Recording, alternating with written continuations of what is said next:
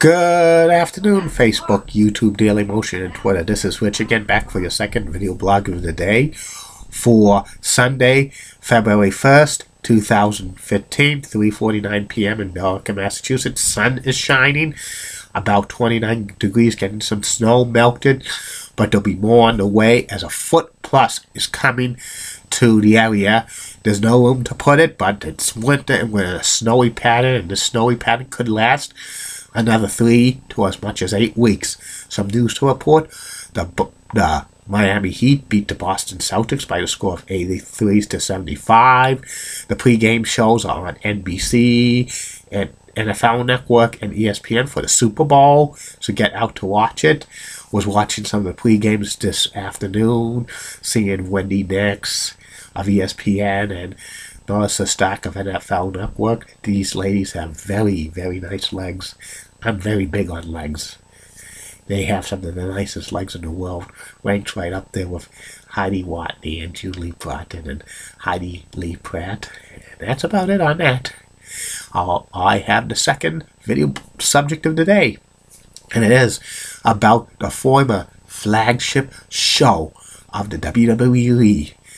The flagship show of the WWE for many years was the Superstars of Wrestling, which was syndicated through so many TV stations across the country. Superstars of Wrestling was started on September 6, 1986, and it lasted through September of 1996 in syndication. Then it moved to the USA Network for September of 1996 through September 2000, and it moved to the TNN for about a year, and it had its last show on August of 2001. WWE Superstars of Wrestling was an hour-long wrestling program that had matches for like mid-level to lower-level WWE superstars. They usually wrestled jobbers. The jobbers were like local indie wrestlers where they filmed the episode of Superstars of Wrestling. Sometimes they would film 3 to 4 hour-long shows at one gigantic WWE superstar taping at mid-level to big arenas across the country. And some of these marathon tapings were very long. Some of them lasted 5 to 6 hours. And usually they would sometimes have a feature match on the WWE Superstars of Wrestling. And during like, they would have promos for like WWE Superstars getting interviewed by me and Gene Okerlund about them coming to the local area for the next big house show. And they used to have updates hosted by me and Gene Okerlund about recent happenings in the WWE. They would have talk show segments like Piper's Pit and the Snake Pit and the Brother Love Show and the Funeral Parlor with Paul Bearer and the Heartbreak Hotel for Shawn Michaels. Calling the Superstars of Wrestling was WWE owner Vince McMahon.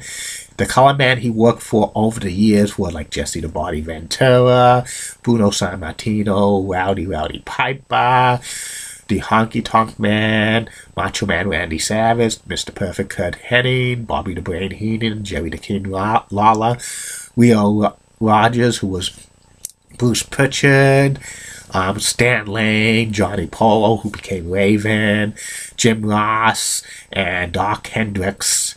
And Superstars of Wrestling usually had many title changes during its run. Usually these title changes happen on the Superstars of Wrestling tapings, but the previous champions who lost the belt still had to defend the title that they lost in house shows until the match aired on Superstars of Wrestling. Some of the major title changes that happened on Superstars of Wrestling over the years were like the Hart Foundation beating the British Bulldogs for the WWE Tag Team Championship, the Honky Tonk Man beating Ricky the Dragon Steamboat for the WWE Intercontinental title, the Strike Force beating the Hart Foundation for the WWE Tag Team titles, Demolition beating the Brainbusters for the WWE Tag Team titles. The Colossal Connection, Andre the Giant, and Haku beating the Demolition. Mr. Perfect beating Tito Santana in the finals for the vacant WWE Intercontinental title in 1990. The Mr. Perfect beating the Texas Tornado for the WWE Intercontinental title in November of 1990. And Diesel beating Razor Ramon in April of 1994 for the WWE Intercontinental title. And there were some major angles being played on WWE Superstars of Wrestling because it was the main program back in the day. Like Andre the Giant ripping off the cross of Hulk Hogan was a major angle, and there were a few others.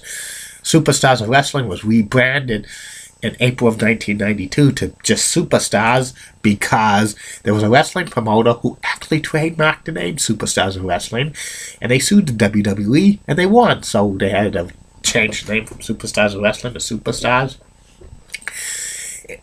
Superstars of Wrestling stopped becoming a major program for major angles when Monday Night Raw went on the air in January of 1993. It was kind of starting to be B-show, and then by like 1995, Superstars were being shown on weekends and like late night or overnight on many major markets.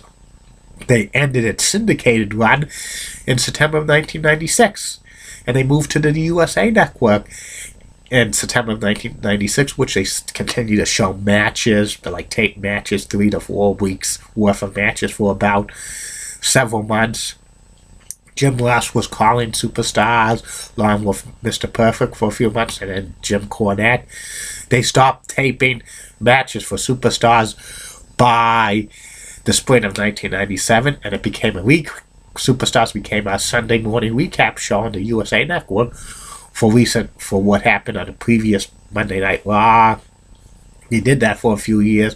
Then they recapped Raw and SmackDown until they moved to TNN in September of 2000, and then they continued to do the same thing until they went off the air in August of 2001. Superstars of Wrestling was shown in the Boston area on WLVI TV 56 Saturday mornings at 11 a.m. for about 3 years, September of 1986 through September of 1989.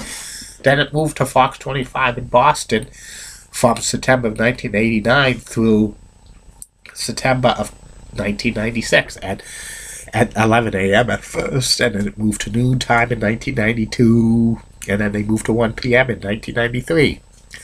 Superstars of Wrestling was a great program. I used to watch it a lot for WWE. It was a great program. It was good Saturday mornings. I missed the squash matches in professional wrestling, especially with like jobbers being lost 1, 2, 3. They usually did these matches to get the big WWE superstars over, especially the major moves and stuff like that. And Vince McMahon was a great announcer back in the day. Many people didn't know he owned the WWE until to mid-1990s, but I knew years and years ago that he was the owner of the WWE, and I miss WWE Superstars of Wrestling. It was a great programming, and I hope it shows up on the WWE Network in the near future. That's about it. My third and final video blog of the night will be about comedian Steve Harvey, my personality profile, because all personality profiles in the month of February will be about famous African American people, because it's Black History Month, so I'm going to honor some great African Americans or African Canadians, because it's also Black History Month in Canada. See you later. Facebook, YouTube, Daily Motion, Twitter tonight. Bye now.